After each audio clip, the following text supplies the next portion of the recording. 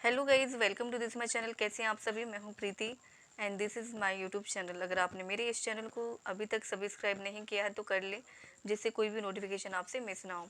तो गाइज, मैं यहाँ पे अपने इंग्लिश की स्ट्रेटजी को शेयर करने वाली हूँ। मैं इंग्लिश की स्ट्रेटजी को कैसे रखूँगी इन 10, 12, 13 दिनों में, तो आप ज़रूर जानें कैसे मैं अपनी स्ट्रेटजी को लेकर चलूँगी इंग्लिश के लिए स्पेशली, क्योंकि इंग्लिश में मेरे कंपैरिजन टू क्वांट और रीजनिंग के इसमें कम मार्क्स आते हैं और इसी में पीछे रह जाती हूँ। मेरे अटैम्प्ट तो अच्छे हो जाते हैं बट इसमें मेरी माइनस मार्किंग हो जाती है और गलत हो जाते हैं, तो इस वजह से मेरे मार्क्स बहुत ही कम हो जाते हैं।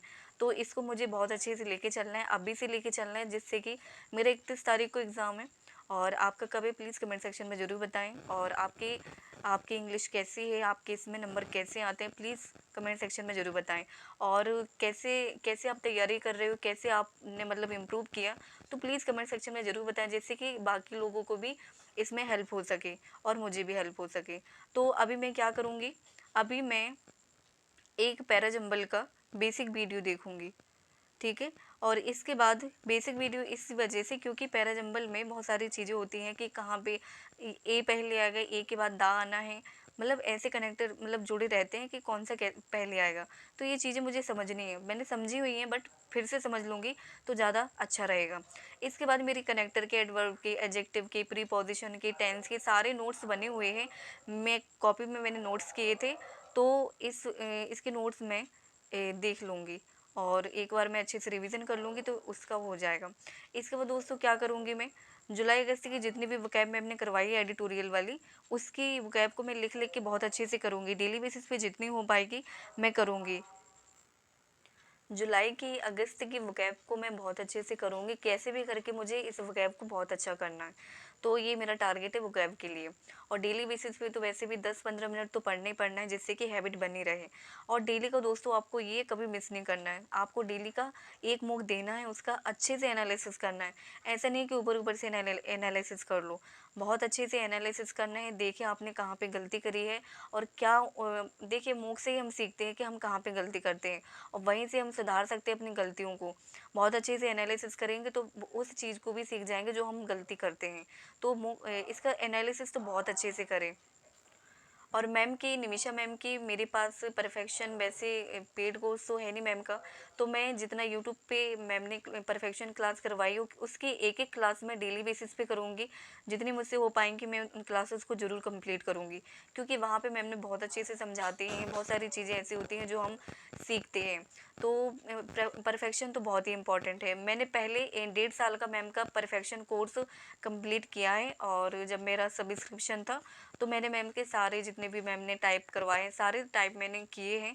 तो एक बार अगर फिर से रिवीजन कर लूँगी तो डेफिनेटली सारी चीज़ें फिर से समझ में आ जाएंगी। और इसके बाद और जितनी भी बाकी चीज़ें हैं, जैसे कि एरर डिटेक्शन हो गया, रीडिंग कॉम्प्रिहेंशन हो गया, क्लोज टेस्ट हो गया, इन सारी चीज़ों को मैम की जो पीडीएफ है उससे मैं करूँगी। डेली बेसिस पे एक क्लोज टेस्ट, एक रीडिंग कॉम्प्रिहेंशन खुद से सॉल्व करना, चीज़ों को समझना कैसे कहाँ पे क्या चीज़ें हो सकती हैं, क्या इन्फ्रेंस कर सकते हैं, क्या नहीं कर सकते हैं।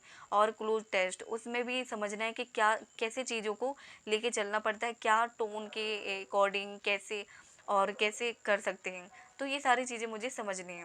और इसके बाद उसका मैं जैसे जैसा कि मैंने बताया आपको कि मूक बहुत अच्छे से एनालिसिस करना है, उसको समझना है, वहीं से हम सीख पाएंगे और सुधार पाएंगे। और इसके बाद दोस्तों मैंने रीजनिंग के लिए भी आपको बताया है। रीजनिंग के लिए मैं सिलोजिज्म के 10 क्वेश्चन डेली बेसिस पे खुद से सॉल्व करूँगी, जिससे कि इसमें मुझे प्रॉब्लम ना हो, क्योंकि इसमें ज़्यादा प्रॉब्लम होती है, मुझे कई बार समझ में भी नहीं आने लगता है। और डेली बेसिस पे मैं मॉक टेस्ट दूँगी, उसका ही एनालिसिस करूँगी और बहुत अच्छे से इसका एनालिसिस करूँगी और वहाँ से सुधारूँगी।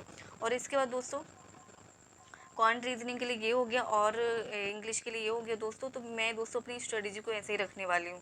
आप अपनी स्ट्रेटजी को कैसा रखने वाले हैं कमेंट सेक्शन में ज़रूर बताएं कि आप अपनी स्ट्रेटजी को कैसे करने वाले हो, कैसे आप इम्प्रूव करोगे। और आपने अगर आपके 20+ मार्क्स आते हैं तो प्लीज़ मुझे कमेंट सेक्शन में ज़रूर बताएं आप कैसे इम्प्रूव कर पा रहे हो, कैसे आप चीज़ों को इतना ईजिली कर पा रहे हो। तो प्लीज़ कमेंट सेक्शन में ज़रूर बताना, जिससे कि मुझे भी हेल्प हो सके और मेरे साथ साथ उन लोगों को भी हेल्प हो सके जिनके इसमें बहुत कम मार्क्स आते हैं।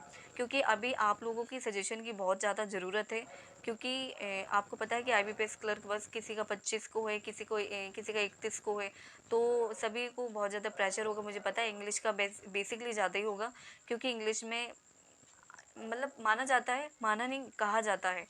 होता ही है कि इंग्लिश में हम बहुत अच्छा स्कोर कर सकते हैं। ये एक मतलब स्कोरिंग सब्जेक्ट है, इसमें हम बहुत अच्छा कर सकते हैं। 25 प्लस मार्क्स इसमें हम स्कोर कर सकते हैं। बट अगर हमारी इंग्लिश बहुत अच्छी होगी, रीडिंग बहुत अच्छे से अगर हम करना जानते होंगे तो डेफिनेटली बहुत अच्छा कर पाएंगे। तो ये चीज़ों को लेके चलना दोस्तों, और यही स्ट्रेटेजी मैं फॉलो करने वाली हूँ। आप क्या स्ट्रेटेजी फॉलो करने वाले हो प्लीज़ कमेंट सेक्शन में ज़रूर बताना। तो ये मेरी स्ट्रेटेजी, आपको मेरी स्ट्रेटेजी कैसी लगी? और आप मेरे अगर इस यूट्यूब चैनल पर नए हो तो मेरे यूट्यूब चैनल को ज़रूर सब्सक्राइब कर लेना, जिससे कि आपको सारी नोटिफिकेशन टाइम टू टाइम मिलती रहे। Thank you guys, thank you so much.